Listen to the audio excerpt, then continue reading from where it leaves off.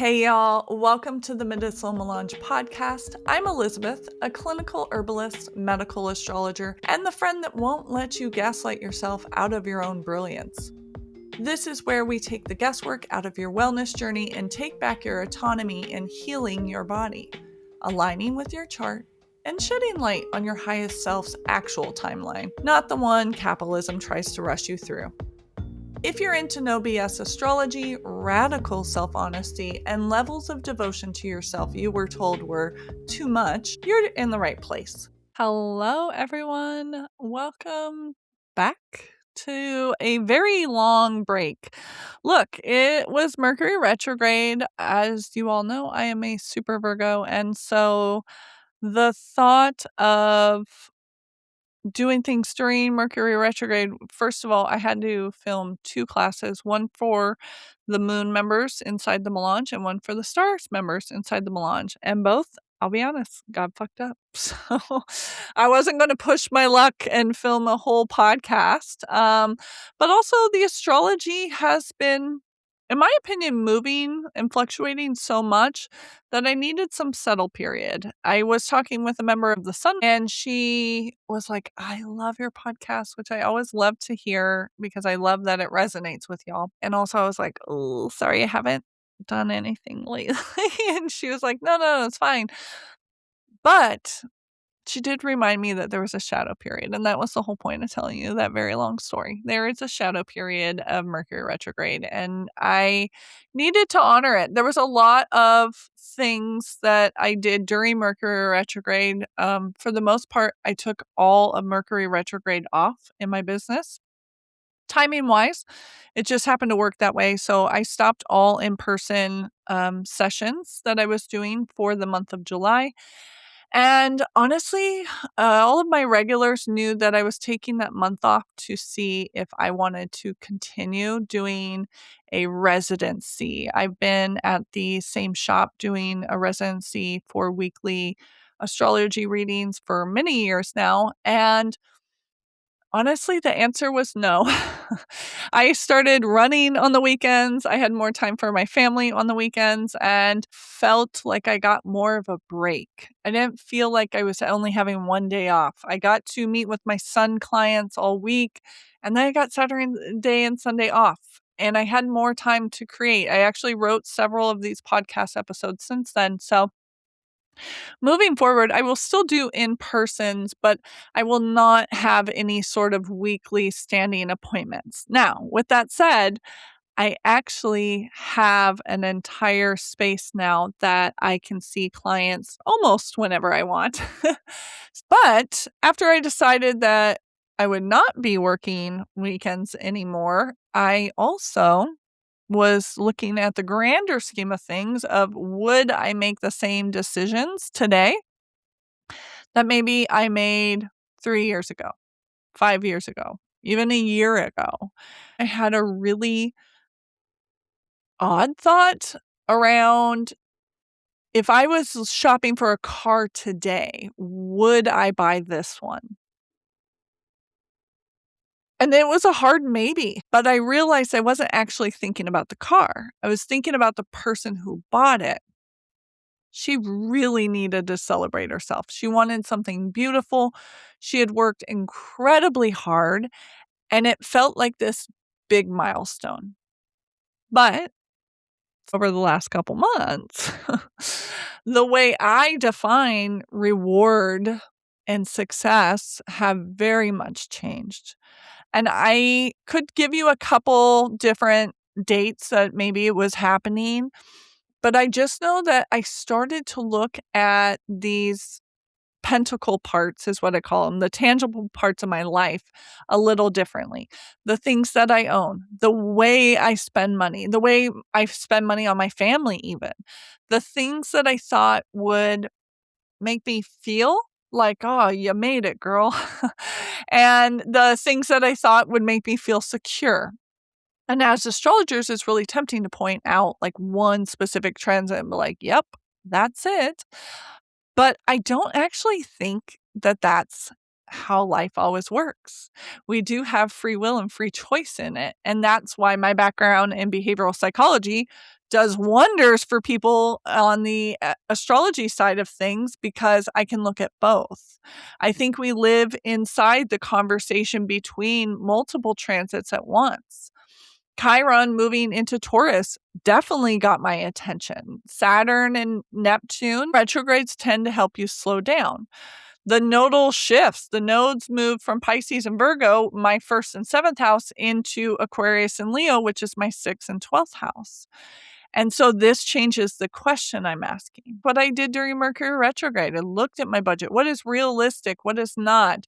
Can I afford to not be doing in-person readings every single week? Also, energetically, does that cost me as well? Reevaluating my values.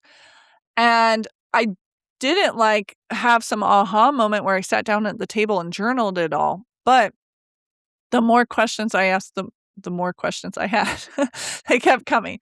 And I kept finding myself looking at all of these tangible parts of my life and wondering why it mattered so much in that moment. Why did it had to be that day. And so instead of me feeling angry, as maybe I would, or very critical is probably a better word, me feeling very critical about myself and beating myself up, I instead chose curiosity. And gratitude and curiosity over the last, let's say, 2 weeks, basically since the final weeks of Mercury retrograde, have been greatly shaping my next version of self. I'm not regretting shit. I'm just genuinely interested in the components to find the answers. What was I reaching for? What did I think was waiting for me on the other side of this goal, this purchase, this title? What's that milestone? When I ask those questions and I sit down and I continue to even journal about them, I realize that everything tangible in my life and in your life carries a specific story. My car, for instance, carries a story.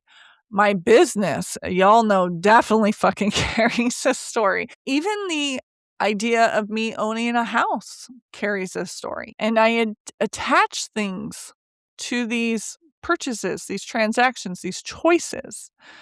The car itself is probably the easiest example because it's one that keeps pulling me back. When I went on vacation to visit my now person, my ex was real big mad that I was deciding to move on after he had been unfaithful. And while I was visiting, he took the car that we technically own together. Legally, his name is on the title. So, there's not anything I could do about it, but emotionally, it felt like he had made a choice to take away my livelihood, because how do I load up my car to go to markets if I don't have a car? Fucked with my daughter's medical journey because I can't take her to medical visits unless I have that car. That wasn't just the car I drove, it's the car that I took my daughter camping in. And it's the car that she would lay down in and rest while we were driving home after hospital visits because she didn't feel good. It had a lot of memories, but it also held the only thing that gave me freedom in that moment when all of my choices were in the process and the astrology to be made for me. It represented the season of my life that just disappeared. I'm very grateful because after these big seasons where I was completely out of control and had to surrender, and thankfully I did, because I had someone come into my life who showed me a level of generosity that I'll never, ever forget or take for granted. When I said, hey, by the way, my ex is big mad, just took my car, so I don't even know how I'm getting home after I fly back, blah, blah, blah. And so when he heard that happen, he literally, in a different state, took me to a dealership, bought me a car, cash, no hesitation, no questions. It wasn't a car. He bought me a truck. So that way I had something that I can put my market stuff in. He knew that there was enough room for everybody in the car. And it was one of the kindest things that anyone has ever done for me. And over the years, obviously, like, I've thought about this. The car before did not feel entirely mine. And I'll be honest, the car after, even though it was fully in my name, my possession, everything, it was given to me. So it's not in an ungrateful way. I am incredibly grateful, but it also somewhere inside of me, there was still this quiet voice that wanted to know if I could do this all on my own. Because I feel like the lessons I learned over and over again in my life was that I doubted myself and my own personal power. And I can have nice things in life, but they come if somebody else helps me. If I wanted some sort of luxury, I needed somebody else to make sure that I could, if just in case I couldn't afford it, they had my back. Thinking about all of this, I go to my current car. Now, I wanted something new. I wanted a hybrid because I drive a lot. My kids are big. I needed something comfortable. I needed something comfortable enough for long ass road trips because I love road trips. So even though I was in the car dealership and my husband was definitely there saying like, okay, yeah, I'm going to get this for you. Da, da, da. I think my intuition knew that this is going to be all in my name and I would end up taking care of this car note by myself. I wanted to know that no one needed to take care of this, or that no one could take this away. And I don't think that I admitted it to myself when I signed the paperwork, but I do feel like I can admit it now. I feel like the astrologized just hard enough in my life that I'm like, oh, okay, let's talk about it. But I think that's why I've been so fascinated with the astrology and the timing of it all. I do not, again, regret buying this car, but I think the woman who bought it needed that experience. She needed to know that she could rely on herself. She could build a life after everything she's been through. And a little bit, she needed proof.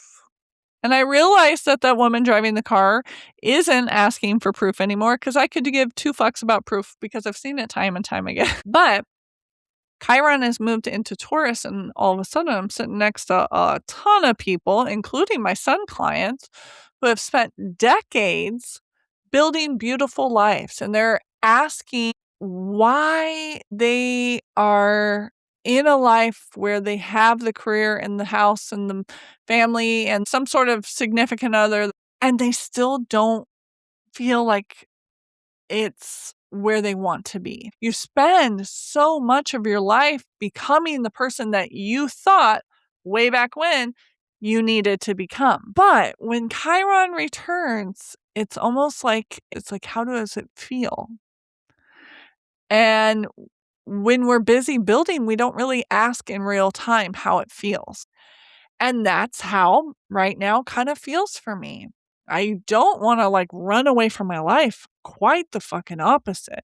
I want to dig into it deeper. I want to look at it closely. I want to understand why I made the choices I did, what it gave me, and does that still like reflect the life that I want?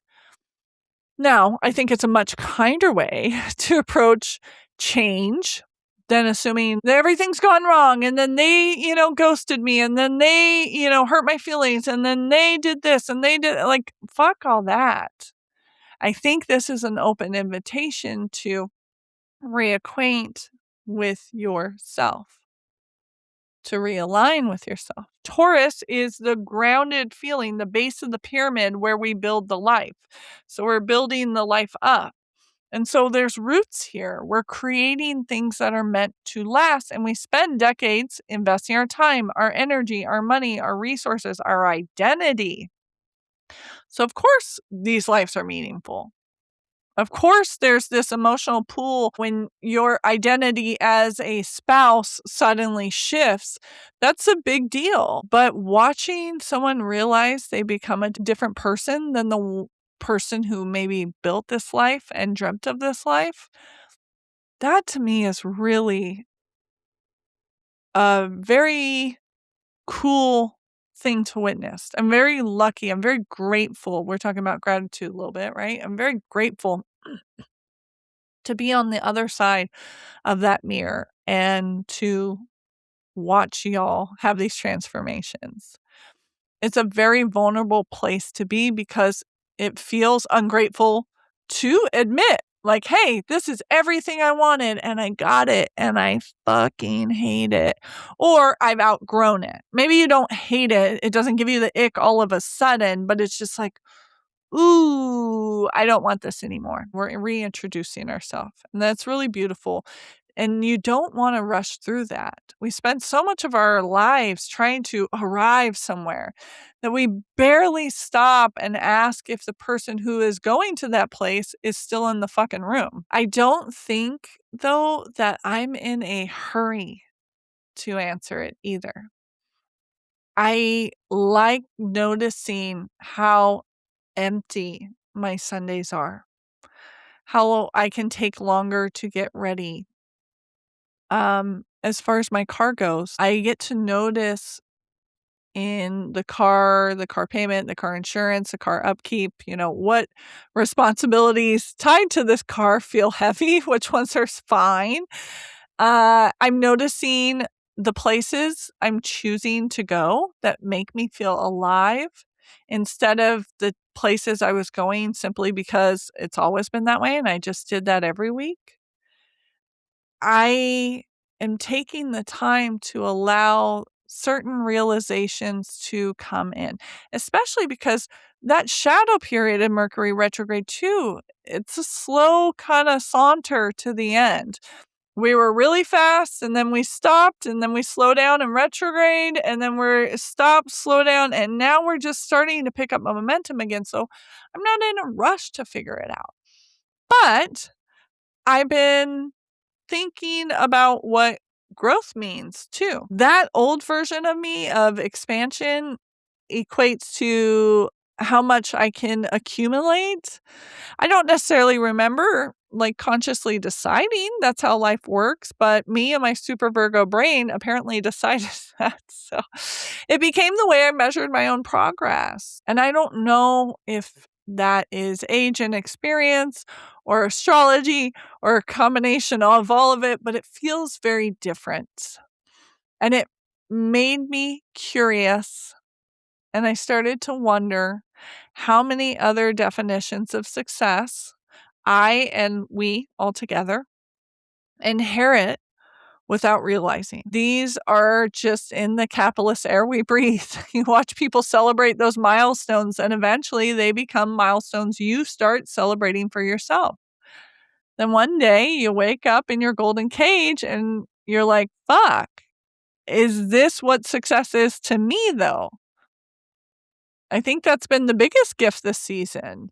I have zero answers and I'm okay with it. But I have now given myself permission to do the scary thing and think about the questions. Questions that 25-year-old me would never thought to ask because she was busy trying to build the life.